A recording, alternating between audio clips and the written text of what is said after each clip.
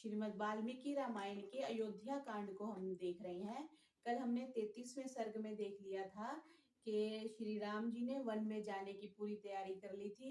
उन्होंने जब दशरथ जी ने कहा कि कुछ धन दौलत और सेना इनके साथ भेजी जाए तो कैकेयी ने मना कर दिया था। फिर दशरथ जी के कहने पर उन्होंने सीता माता को आभूषण जरूर पहन के जाने की अनुमति दी, आग्रह किया वो तो और उनको विशिष्ट तौर पर अपने तय खाने से आभूषण मंगवा कर दिए। राम जी ने तो सिर्फ ये कहा कि मुझे एक कुदाल और टोकरी दे दो ताकि मेरे को फल इत्यादि और खुदाई करने में सहायता हो, और मुझे कुछ नहीं चाहिए।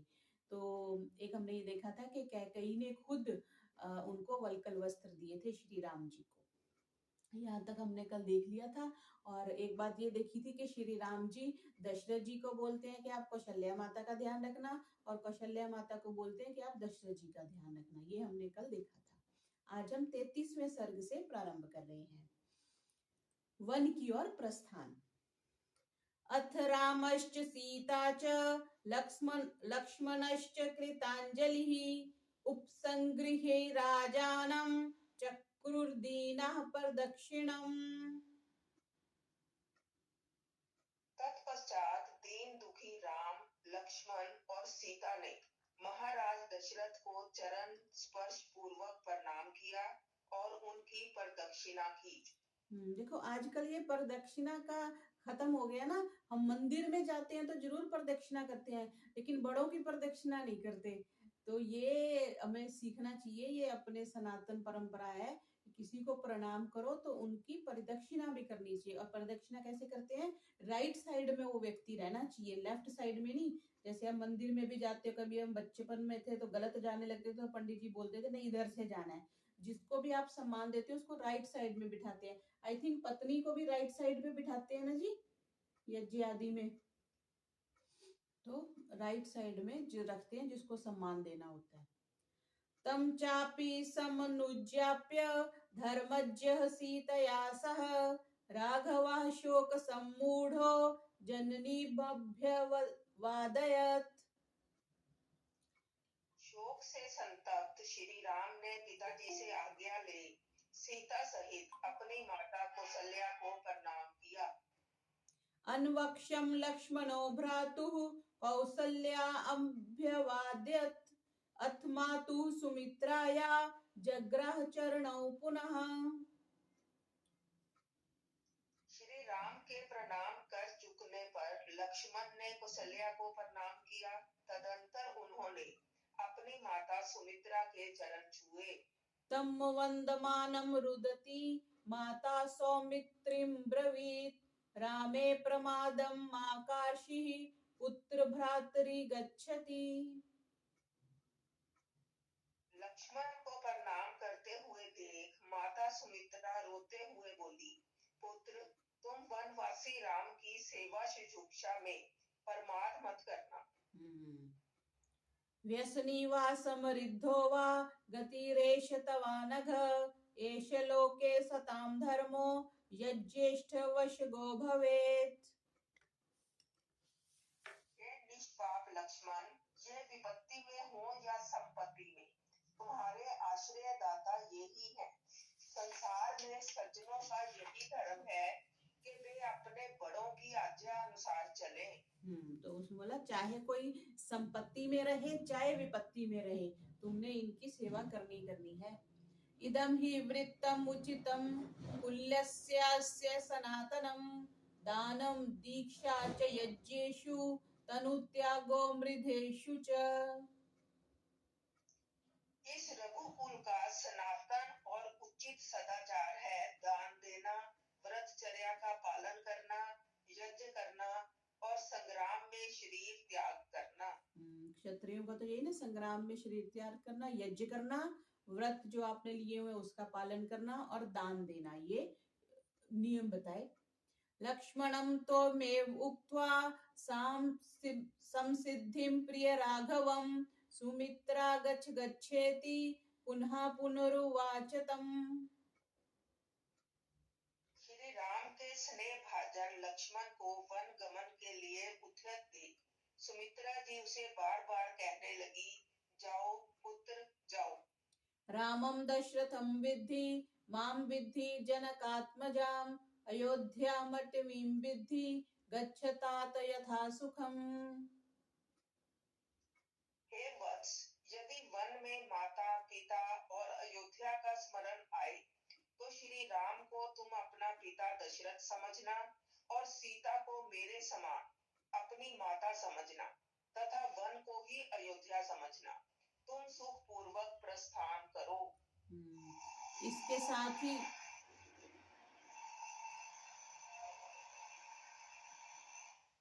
इसके साथ ही तुलसीदास जी ने एक श्लोक लिखा है, एक चौपाई है उनके रामचरितमानस में। तात तुम्हारी मातु वे देही पिता रामु सब भांति स्नेही अवध तहां जहां राम निवासु तहियो दिवस जहां भानु प्रकाशु। दिन वहीं पर है जहां पर भानु उदय होता है, सूर्य उदय होता है। और अयोध्या कहाँ पे है? जहाँ पे श्री राम जी हैं और माता विदेही है और राम तुम्हारे पिता हैं। ततः सुमंत्रः काकुत्स्थं प्राञ्जलिर्वाक्यम् अब्रवीत् रथम आरोह भद्रम ते राजपुत्र महायशः। तब सुमंत्र हाथ जोड़कर श्री राम से बोले, हे महायशस्वी रामचंद्र, आपका कल्याण हो, आप रथ पर सवार हो। सुमंत्र हाथ जोड़कर श्री राम, सुमंत्र जो दशरथ जी के मुख्य सचिव की तरह थे। तम रथम सूर्य संकाशम सीता हृष्टेन चेतसा आरुह्रोह वरारोहा कृत्वा लंकार आत्मनः। तब सुमुखी प्रसन्नचित्त एवं वस्त्र आभूषणों से अलंकृत सीता सूर्य के समान दिव्यमान रथ पर आरूढ़ हो गई। सुमुखी प्रसन्नचित्त वस्त्र आभूषणों से अलंकृत। अब यहाँ पे ये वस्त्र का क्लियर नहीं हुआ कि वो नहीं, उसने वलकल ही पहना था। जब श्री राम जी ने मना किया था तो वलकल ही पहना था उन्होंने, लेकिन वलकल के साथ आभूषण अवश्य पहने। अथोज्वलन संकाशम चामीकर विभूषितम तमारुहृतुस्तूर्णम भ्रात्रौ राम लक्ष्मणौ। तदंतर श्री राम और लक्ष्मण भी उस वरण विभूषित और आयुधों से सुसज्जित रथ पर सवार हो गए। सीता तृतीयान आरूढ़ान दृष्ट्वा धृष्टम चोदयत सुमंत्रा सम्मतान्नश्वान वायुवेग समांजवे। सुमंत्र ने सीता सहित राम लक्ष्मण को रथ में बैठे देख वायु के समान वेगवान श्रेष्ठ अश्वों से युक्त रथ को सावधानी के साथ आगे बढ़ाया। प्रतीयाते महारण्यम चिररात्राय राघवे बभूव नगरे मूर्छा बलमूर्छा जनस्य च। श्री राम के वनवासी होने पर सभी व्याकुल हो उठे, हाथी पागल हो गए, घोड़े हिनहिनाने लगे और संपूर्ण अयोध्या नगरी शब्दायमान हो उठी। मतलब व्यक्ति तो व्यक्ति, जानवर भी उनके जाने वन गमन से दुखी थे। ये बता रहे हैं, घोड़े हाथी सब पागल हो गए उनके वन गमन को देख करके। ततः सबाल वृद्धा सा पुरी परम पीड़िता राममेव अभिदुद्राव घर मारता सलिलम यथा। अयोध्या के सभी बालक और बूढ़े व्याकुल हो श्री राम के रथ के पीछे वैसे ही दौड़ने लगे जैसे धूप से संतप्त व्यक्ति पानी की ओर दौड़ता है।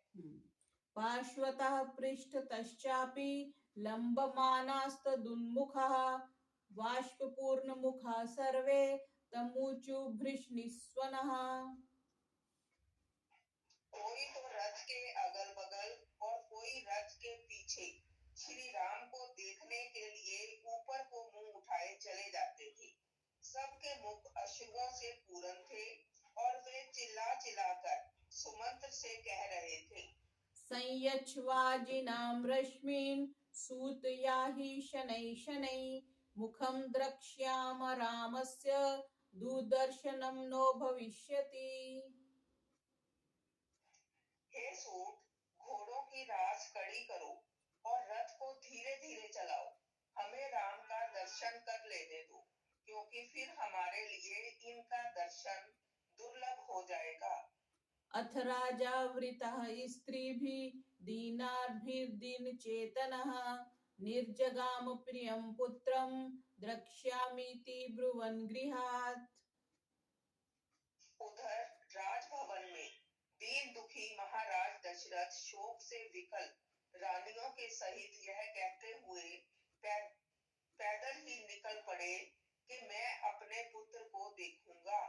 अच्छा, राजभवन से दीन दुखी महाराज दशरथ शोक से विकल रानियों के सहित कहते पैदल ही निकल पड़े कि अपने पुत्र को देखूंगा। तो रानियों में तो यहाँ फिर सुमित्रा और कौशल्या ही होंगी।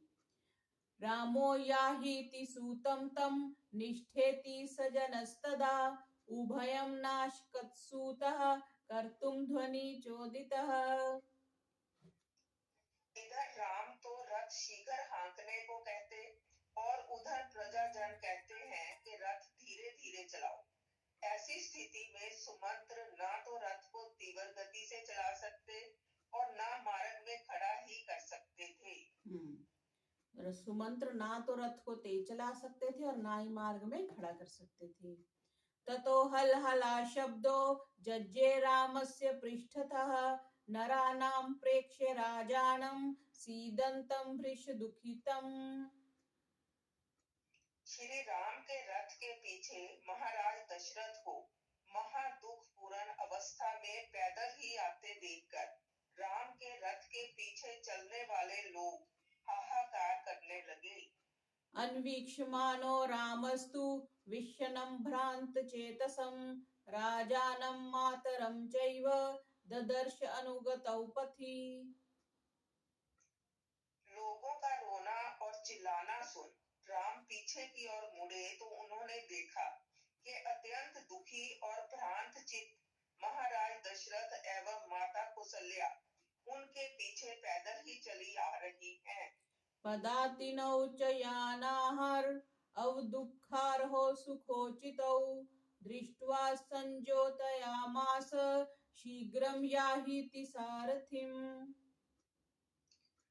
सदा सवारी पर चलने वाले जिन्होंने कभी सुख को छोड़ दुख जाना ही नहीं, उन्हें रथ के पीछे पैदल चलते देख श्री राम ने सुमंत्र से रथ को शीघ्र हाँकने के लिए कहा। क्योंकि अगर जितना वो धीरे धीरे चलाएंगे उतनी देर वो पीछे चलते आएंगे।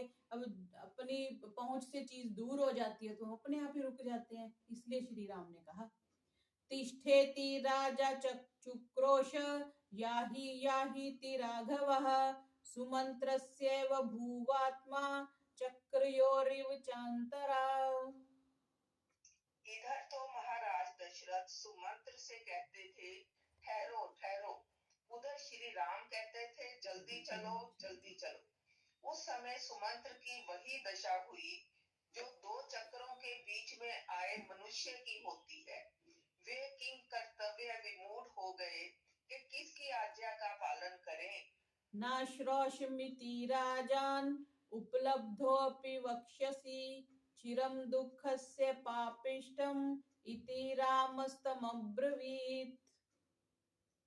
श्री राम ने सुमंत्र से कहा जब तुम लौटकर आओगे और महाराज पूछे कि तुमने रथ क्यों नहीं ठहराया तो कह देना कि अत्यंत कोलाहल के कारण मैंने आपकी बात सुनी नहीं, क्योंकि इस समय जो दुख हो रहा है वह यहाँ ठहरने से और भी अधिक होगा। क्योंकि रुकेंगे तो वो और दुखी होंगे, इसलिए श्री राम चाहते थे कि जल्दी से चला जाए। रामस्य च वचः कुर्वन् न्युज्याप्य च तं जनं व्रजतोऽपि हयान् शीघ्रं चोदयामास सारथिः। तब श्री राम की आज्ञा पा और नगर निवासियों को वापस लौटने के लिए कह सुमंत्र ने चलते हुए घोड़ों को और शीघ्र हाँकने का प्रयत्न किया। नय वर्तत जनो राज्यो रामं कृत्वा प्रदक्षिणं मनसाप्य श्रुवैगेश्च न न्यवर्तत मानुषम्। जब रथ शीघ्रता से चला तो राजा के कर्मचारी एवं संबंधी तो मन से श्री राम की प्रदक्षिणा करके शरीर से लौट आए, परंतु मन से नहीं।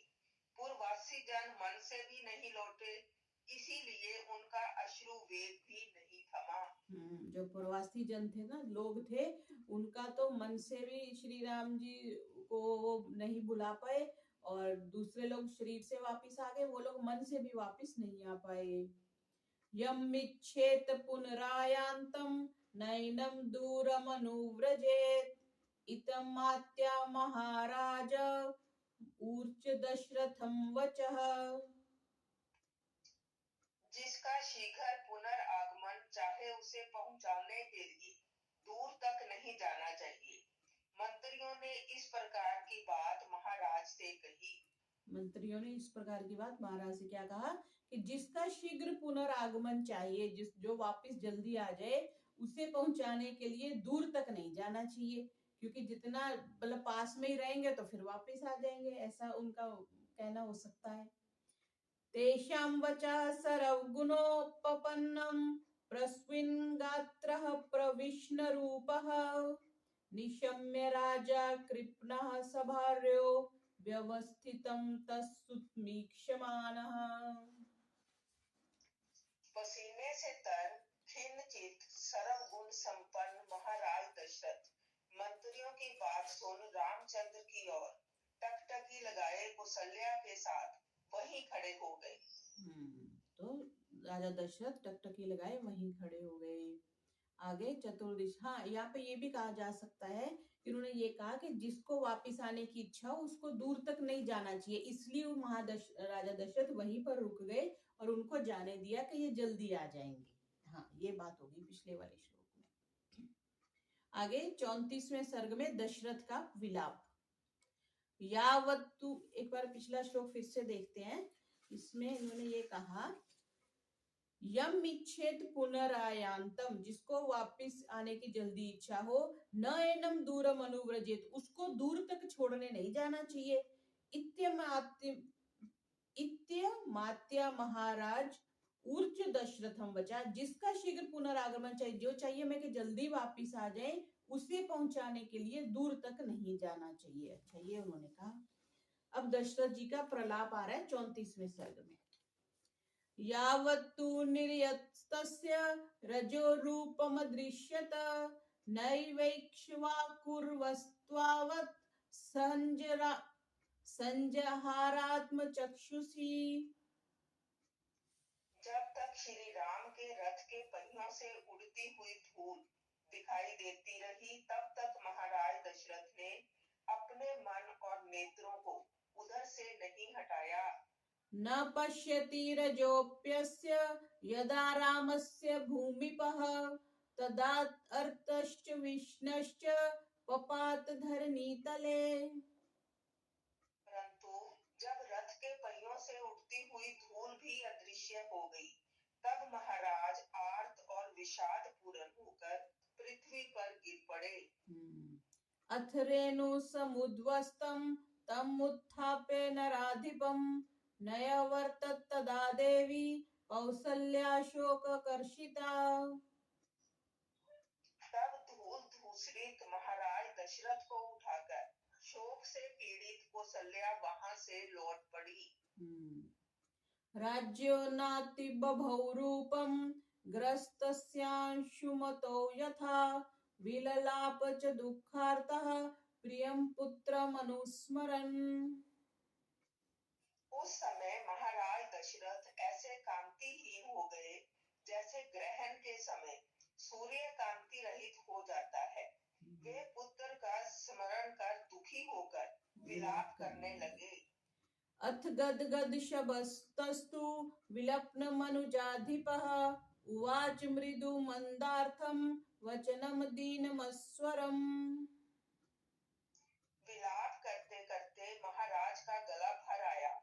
तब उन्होंने अति क्षीण स्वर में दीन भाव से मृदु और अलपर्थवाची ये वचन कहे। कौसल्याया गृहं शीघ्रं रामं मातुर्नयन्तु मम न ह्यन्यत्र मया श्वासो हृदयस्य भविष्यति। मुझे शीघ्र राम माता कौशल्या के घर में पहुंचा दो, क्योंकि मेरे हृदय को और कहीं भी शांति नहीं मिलेगी। इति ब्रुवन्तं राजानम् अन्यन् द्वारदर्शिनः कौसल्याया गृहं तत्र न्यैवेशयत् विनीतवत्। महाराज दशरथ के ऐसा कहने पर द्वारपालों ने उन्हें महारानी कौसल्या के घर में ले जाकर पलंग पर लिटा दिया। ततस्तस्य प्रविष्टस्य कौसल्याया निवेशनम् अधिरुह्यापि शयनं बभूवं लुलितं मनः। कौसल्या के घर में पहुंचने और पलंग पर शयन करने पर भी महाराज दशरथ का मन अशांत ही रहा। अथ रात्र्यां प्रपन्नायां कालरात्र्येमिवात्मनः अर्धरात्रे दशरथः कौसल्यामिदमब्रवीत्। अपने लिए काल रात्रि के समान आई हुई उस अर्धरात्रि में महाराज दशरथ ने कौसल्या से कहा। काल रात्रि के समान आई उस अर्ध मतलब उस रात को, आधी रात को महाराज दशरथ ने कौशल्या से कहा, न त्वां पश्यामि कौसल्ये साधु मां पाणिना स्पृश रामं मे अनुगता दृष्टिर् अद्यापि न निवर्तते। हे देवी कौसल्ये, मैं तुमको देख नहीं पा रहा हूँ क्योंकि श्री राम दर्शन के लिए उनके पीछे गई मेरी दृष्टि भी अभी तक नहीं लौटी है, अतः तुम मुझे अपने हाथों से स्पर्श करो। वो ये कह रहे हैं कि मेरी दृष्टि जो श्री राम को देख रही थी वहीं पे स्टक हो गई और वापस नहीं आई है। तुम मेरे को छू के बताओ कि तुम मेरे पास में हो, मैं तुम्हें देख नहीं पा रहा हूँ। तम राममेव अनुविचिन्त्यं चिन्तयन्तं समीक्ष्य देवी शयने नरेन्द्रम् उपोपविश्याधिकमार्तरूपा विनिश्वसन्ति विललापकृच्छम्। राम की ही चिंता करते हुए पलंग पर लेटे हुए महाराज दशरथ को देखकर महारानी कौसल्या बहुत दुखी हुई। वे उनके पलंग के समीप बैठ गई और अत्यंत दुखी हो लंबे लंबे श्वास लेकर विलाप करने लगी। आगे 25वें सर्ग में है कि नागरिकों की प्रार्थना। अनुरक्ता महात्मानं रामं सत्य पराक्रमं अनुजग्मुः प्रयान्तं तं वनवासाय मानवः। सत्य पराक्रमी महात्मा राम में अनुरक्त होने के कारण पूर्ववासी सभी लोग वनवासी राम के पीछे हो लिए। निवर्तितेऽपि च बलात् सुहृदमेन राजनी नैव ते सन्न्यवर्तन्त रामस्यानुगता रथम्। सुहृद्रम जिसको शीघ्र बुलाना अभीष्ट हो उसे पहुंचाने दूर तक ना जाए के अनुसार महाराज दशरथ को तो बलपूर्वक लौटा दिया गया, परंतु जो पूर्ववासी श्री राम के रथ के पीछे जा रहे थे वे नहीं लौटे। यः याच्यमानः काकुत्स्थः स्वाभिप्रकृतिभिस्तदा कुर्वाणः पितरं सत्यं वनम एवान्वपद्यत। वे सब लोग श्री राम से अयोध्या लौट चलने की बार बार प्रार्थना कर रहे थे, परंतु श्री राम अपने पिता को सत्यवादी सिद्ध करने के लिए वन की ओर ही चले जाते थे। अवेक्षमाणः सस्नेहं चक्षुषा प्रपिबन्व उवाच रामः स्नेहेन तः प्रजा स्वः प्रजा इव। वे लोग श्री राम को उत्कंठा पूर्वक उसी प्रकार देखते थे जैसे प्यासा जल को देखता है। प्रजाजनों का अपने में ऐसा दृढ़ अनुराग देख श्री राम स्नेह पूर्वक उन लोगों से वैसे ही बोले जैसे पिता अपने पुत्रों से बोलता है। या प्रीतिर्बहुमानश्च मययोध्या निवासिनां मत्प्रियार्थं विशेषेण भरते सा निवेश्यताम्।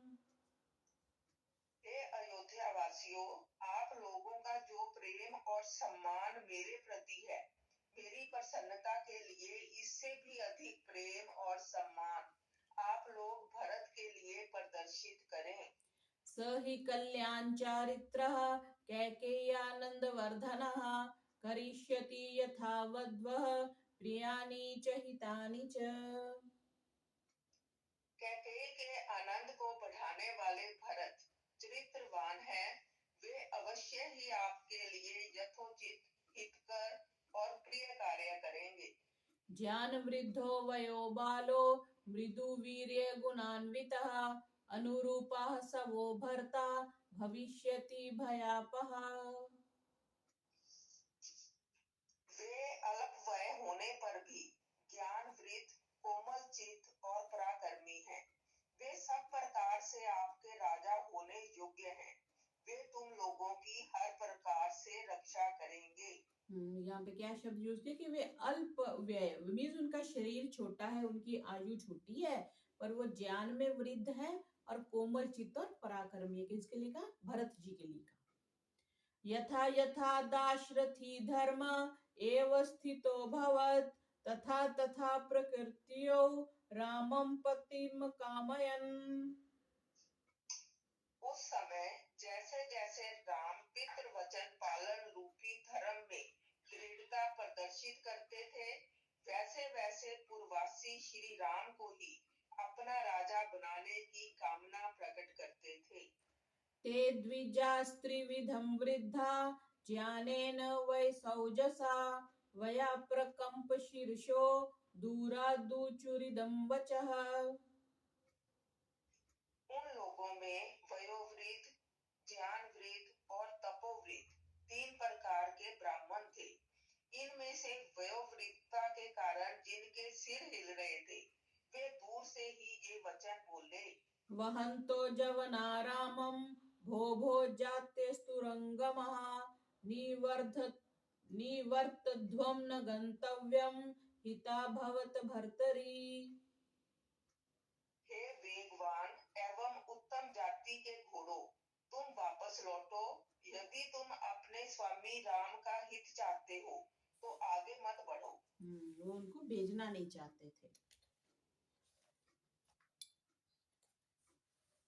एवं आर्त प्रलापांस्तान वृद्धान प्रलपतो द्विजान अवेक्ष्य सहसा रामो रथाद्वततारः।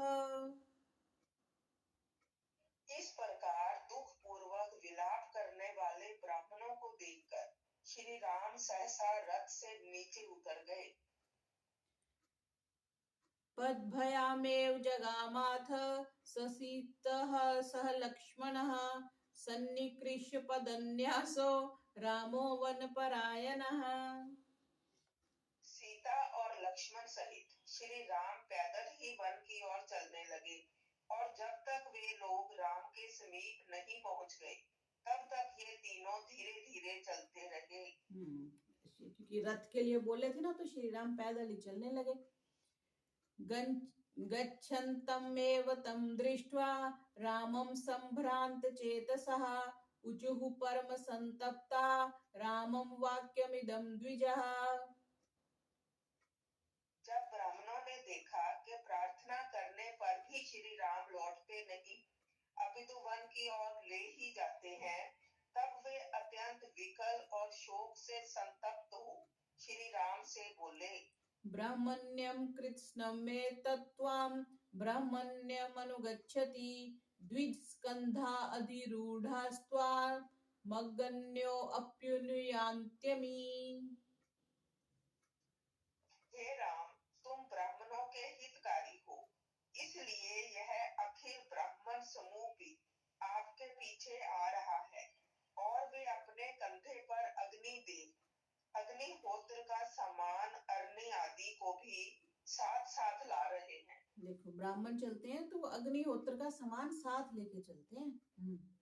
या ही न सततम बुद्धिर वेद मंत्रानुसारिणी त्वत्कृते सा कृता वत्स वनवासा अनुसारिणी।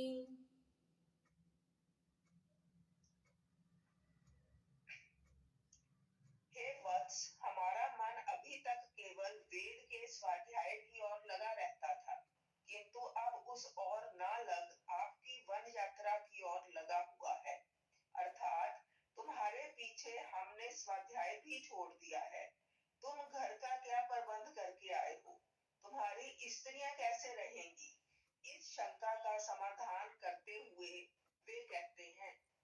श्री राम मतलब ब्राह्मणों को कह रहे हैं कि तुम घर की क्या व्यवस्था करके आए, तुम्हारी स्त्रियां किसके सहारे रहेंगी।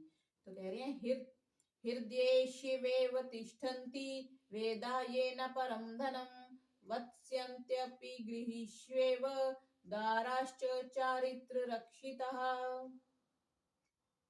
हमारा परम धन जो है वह तो हमारे हृदय में है, अर्थात हमें चोरी का कोई भय नहीं है। हमारी स्त्रियां अपने पतिव्रत्य धर्म से अपनी रक्षा करती हुई घरों में रहेंगी। न पुनर्निश्चयः कार्यस्त्वद्गतो सुकृता मतिः त्वयि धर्म व्यपेक्ष्ये तु किं स्याद्धर्मम् अपेक्षितुम्। हमें अब और किसी बात का निश्चय नहीं करना है। हमने तो आपके साथ चलने का दृढ़ निश्चय कर लिया है, परंतु जब तुम हमारी आज्ञा का उल्लंघन कर धर्म की उपेक्षा करोगे, तब धर्म मार्ग का अनुसरण कौन करेगा। याचितो नो निवर्तस्व हंस शुक्ल शिरोरुहै शिरोभिर्निर्भीताचार महीपतन पांसुलहि। हे अटल आचरण वाले राम, हंस के समान श्वेत केशों वाले हम वृद्ध ब्राह्मण आपको साष्टांग प्रणाम करके प्रार्थना करते हैं कि तुम वन को मत जाओ। ब्राह्मण, क्योंकि ब्राह्मण श्री राम तो क्षत्रिय थे ना, तो ब्राह्मण की बात सभी अवश्य मानते हैं, इसलिए वो कह रहे हैं कि हम आपसे प्रार्थना करते हैं कि आप वन में मत जाओ। बहुना वितता यज्ञा द्विजानां च इहागतः तेषां समाप्तिरायत्ता तव वत्स निवर्तने। इन ब्राह्मणों में कुछ ऐसे भी हैं जो आरंभ किए हुए यज्ञों को अधूरा छोड़कर आए हैं। हे वत्स, उन यज्ञों की समाप्ति आपके लौटने पर ही निर्भर करती है। यदि आप ना लौटे तो यज्ञों में विघ्न डालने का दोष आपको ही प्राप्त होगा। जैसे होता है ना, हम कोई काम कर रहे हैं तो कुछ बड़ा आ जाए तो हम छोड़ के भागते हैं, है ना। तो वैसे वो कह रहे हैं कि जैसे, क्योंकि जनता को तो सूचना नहीं थी कि उनका, जनता को तो यही सूचना थी कि उनका राज्य अभिषेक है और वो बड़े बड़े यज्ञ कर रहे होंगे, और अचानक से सूचना आई कि वो वन में जा रहे हैं, तो वो सारे अपना यज्ञ अधूरा छोड़ के, कार्य छोड़ के उनके पीछे भागे। तो वही कह रहे हैं कि अगर आप वापिस नहीं आओगे तो इनका दोष आपको लगेगा। भक्तिमन्ति हि भूतानि जंगम जंगमानि च याचमानेषु राम त्वं भक्तिं भक्तेषु दर्शय। केवल हम ही नहीं, अपितु पशु पक्षी वृक्ष आदि भी आपसे प्रार्थना कर रहे हैं कि तुम वापस लौट चलो, अतः आप अपने भक्तों के प्रति प्रेम का परिचय दो।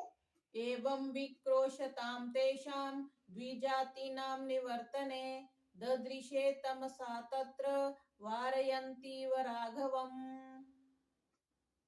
इस प्रकार श्री राम को लौटाने के लिए चिल्लाते हुए उन ब्राह्मणों को तमसा नदी दिखाई पड़ी, जो मानो मार्ग रोककर श्री राम को आगे बढ़ने से रोक रही थी। ये तमसा नदी तो देखनी पड़ेगी अभी कहाँ है। तत्र सुमंत्रोऽपि रथात् विमुच्य श्रान्ताह्यान् सम्परिवर्तय शीघ्रम् पीतोदकास्तयोपरि लुप्तांगा न चारयद्वे तमसा विदूरे। तमसा के तीर पर पहुंचकर सुमंत्र ने थके हुए घोड़ों को रथ से खोल दिया और उनकी थकावट मिटाने के लिए उन्हें भूमि पर लिटाया। फिर उन्हें पानी मिला और स्नान कराकर तमसा के तट के समीप चराने लगे। क्योंकि वो घोड़े थक गए ना इतनी दूर आके, तो वो सुमंत्र अपने घोड़ों की सेवा शुश्रूषा करने लगे। आगे 36वां सर्ग है कि नागरिकों को बुलावा दिया कैसे। तत्स्तु तमसा तीरम रम्यमाश्रित्य राघवः सीतामुद्वीक्ष्य सौमित्रिम् इदं वचनं ब्रवीत्। तमसा नदी के तट पर ठहरकर सीता की ओर देखते हुए श्री राम लक्ष्मण जी से कहने लगे। इयमद्य निशा पूर्वा सौमित्रे प्रस्थिता वनम वनवासस्य भद्रं ते स नो उत्कंठिम तुम अर्हसि। हे लक्ष्मण, हमारी वन यात्रा की यह प्रथम रात्रि है। तुम्हारा कल्याण हो। तुम अयोध्या नगर के लिए उत्कंठित मत होना, क्योंकि ये वन की पहली रात्रि है, तो वहां पे तो मखमल के और सोने जड़ित पलंग पे सोते थे। अब वन में क्या मिलेगा, जमीन मिलेगी और वो भी कांटेदार मिलेगी। तो इसलिए कह रहे हैं कि तुम अयोध्या को याद करके उत्कंठित मत होना। अद्य अयोध्या तु नगरी राजधानी पितुर्मम सस्त्री पुंसागतान अस्मान शोचिष्यति न संशयः। आज मेरे पूज्य पिता की राजधानी अयोध्या नगरी के स्त्री पुरुष वनवास में आए हुए हम लोगों के लिए शोक कर रहे होंगे, इसमें तनिक भी संदेह नहीं है। पितरं च अनुशोचामि मातरं च यशस्विनीं अपि वान्धौ भवेतां तु रुदन्तो ताव भीक्ष्णक्षः।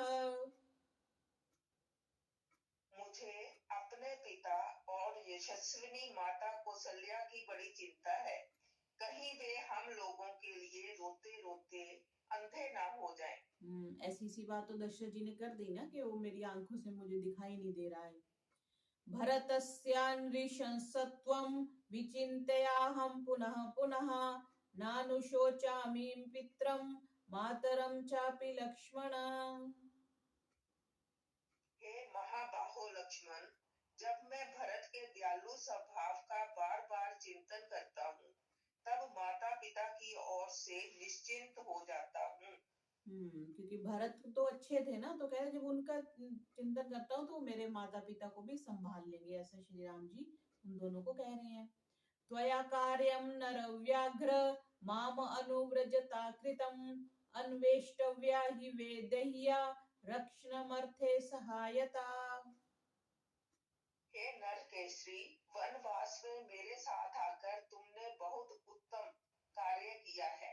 यदि तुम न आते तो सीता की रक्षा के लिए मुझे कोई अन्य सहायक ढूंढना पड़ता। ये लक्ष्मण जी को कह रहे हैं। इसलिए लक्ष्मण जी को श्री राम ने एक बार भी मना नहीं किया कि तुम मत चलो। सीता जी जैसे ही रेडी हुई उसके बाद लक्ष्मण जी माने, तो लक्ष्मण जी को उन्होंने मना नहीं किया, क्योंकि अब एक स्त्री को लेकर चल रहे हैं जंगल में, तो सहायता के लिए तो चाहिए ना। तो नर केसरी के नाम से उन्होंने लक्ष्मण जी को संबोधित किया।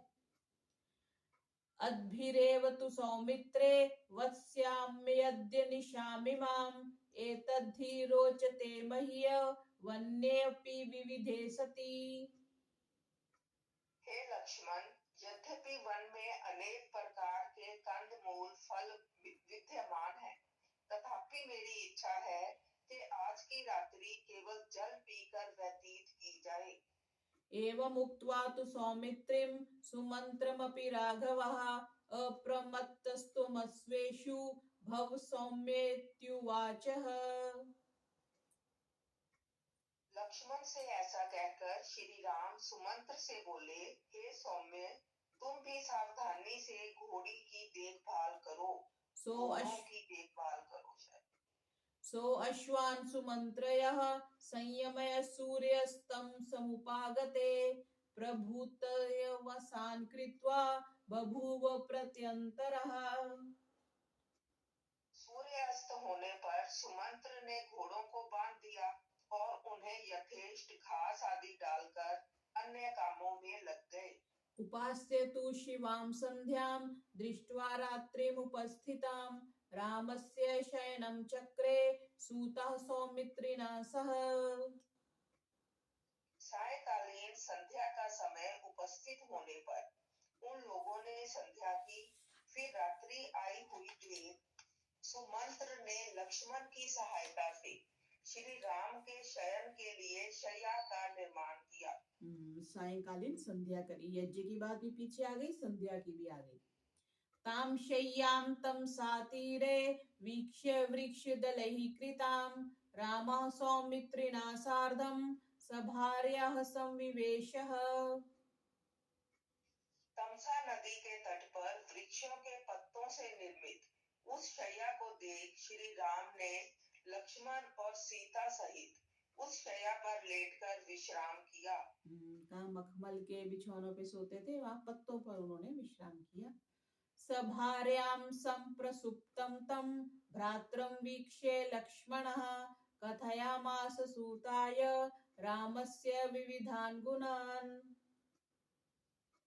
श्री राम को सीता सहित सोते देखकर लक्ष्मण जी उठे और सूत से श्री राम के विविध गुणों का बखान करने लगे। जाग्रतो ह्यैव तां रात्रिं सौमित्रेरुदितो रविः सूतस्य तमसा तीरे रामस्य ब्रुवतो गुणान्। इस प्रकार सुमंत्र के साथ श्री राम के गुणों का वर्णन करते हुए तथा लक्ष्मण के जागते हुए वह रात्रि व्यतीत हुई और सूर्योदय हुआ। उत्थाय तु महातेजः प्रकीर्तिस्ता निशाम्य च अब्रवीद् भ्रातरं रामो लक्ष्मणं पुण्यलक्ष्मणम्। श्री राम मध्य रात्रि में उठ और उन प्रजाजनों को सोते देख शुभ लक्षण वाले लक्ष्मण से बोले, अस्मद्वयेपेक्षान् सौमित्रे निरपेक्षान् गृहेष्वपि वृक्षमूलेषु संसुप्तान् पश्य लक्ष्मण साम्प्रतम्। हे लक्ष्मण, ये लोग घर बार छोड़ हमारा पीछा कर रहे हैं। देखो तो वृक्षों के नीचे पड़े हुए ये कैसे सो रहे हैं।